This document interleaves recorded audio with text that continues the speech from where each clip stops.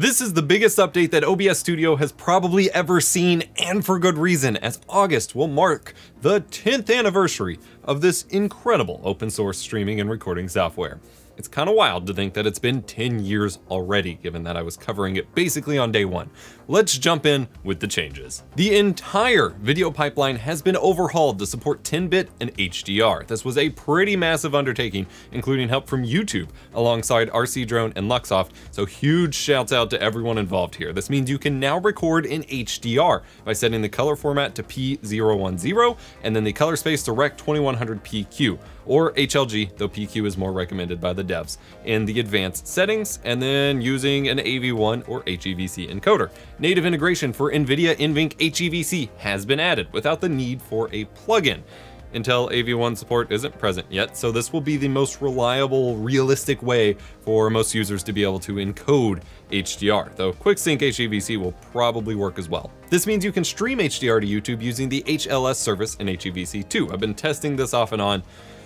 More details later. Plus, HDR to SDR tone mapping is now natively supported. No need for my LUT pack anymore.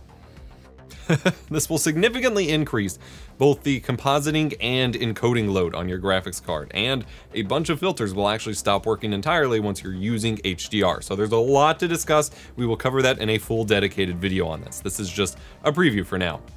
OBS is also updating to a new UI framework with the updated Qt6, which will bring new features and bug fixes, but it will also mean that support for Windows 7, Windows 8, macOS 10.13 and 10.14, Ubuntu 18.04, and any 32-bit operating systems, support has just ended.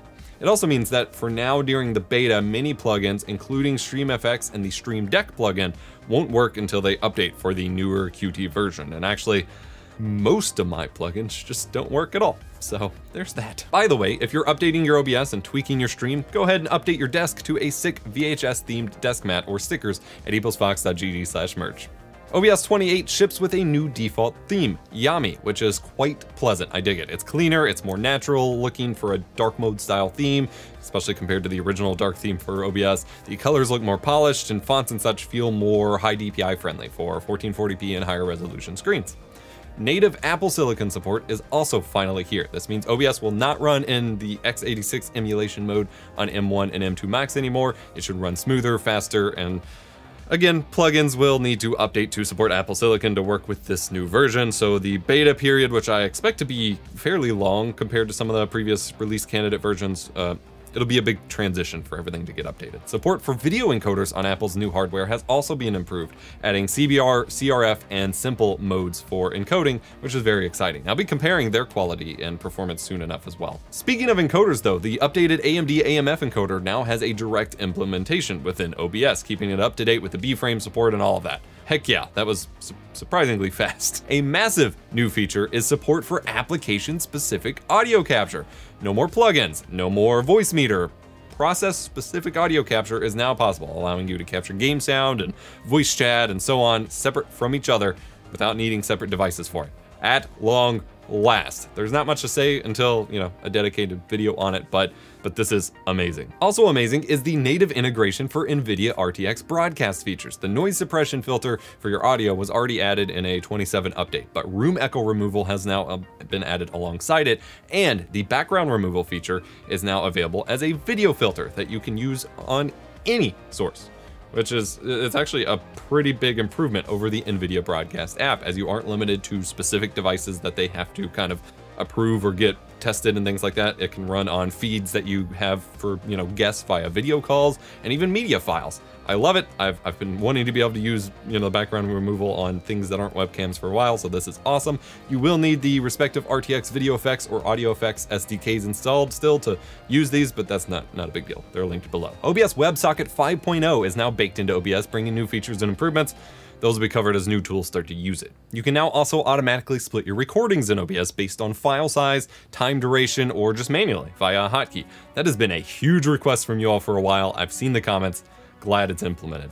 SRT and RIST outputs are now native options in OBS. This is great if you do more industry broadcast work with TriCasters and things like that, but not relevant for most normal users. The YouTube streaming integration has been updated to allow you to send chat messages from within OBS, something that did not work before. A big feature that they just kind of mentioned at the end of the changelog here is the ability to save UVC webcam settings within OBS. No more reconfiguring your webcam every reboot. That configure dialog with the brightness, the contrast, the exposure, all those settings can now be saved and remembered directly within OBS. This is incredible, though I would have killed for it like 5 years ago when I was constantly making videos and insisting that Logitech come up with it. On the script side, we can now use updated versions of Python at long last. Any 3 version of Python will work. No more struggle bus trying to use Python 3.6 anymore when Python doesn't want to distribute it. This means scripts can theoretically do more stuff and do it more easily by using updated versions, and it's less of a nightmare to set them up in the first place once they're updated for it. So that section of my videos is finally gonna no longer be a thing. You can now use Multiview without the preview and program screens, since that's already in your normal OBS view. That's something I really wanted, so that's nice. Allows you to see more Multiview stuff. The UI for cropping and resizing sources has been improved to have dotted lines, numbers showing how far something is hanging off the canvas borders, new little, handles and things like that. Lots of canvas editing updates have been added here. Plus, a whole accessibility section was added to the settings menu, allowing for UI changes for like colors and things like that. I love that they're improving this. I'm stoked to see how far they take it as updates beyond this continue. And of course, beyond this exhaustive list is even more minor tweaks and bug fixes. What an update! This is one of the biggest updates, if not the biggest update the software has ever seen, and I am excited to test everything more thoroughly. We will have dedicated videos on pretty much everything. A lot of these features, including a full HDR workflow guide, capture card testing with that, all of that. So I hope you're ready. Huge shouts out to the OBS team for their incredible work as always. This is just bonkers. Download links for the beta. Remember, it is a beta. They'll be testing it basically all month, and things will be broken, especially plugins and scripts. But a download link will be in the description down below. Maybe try the portable version for now. It'll be down there below the merch link. Wink, wink. I'm your stream professor, and remember, be kind, rewind.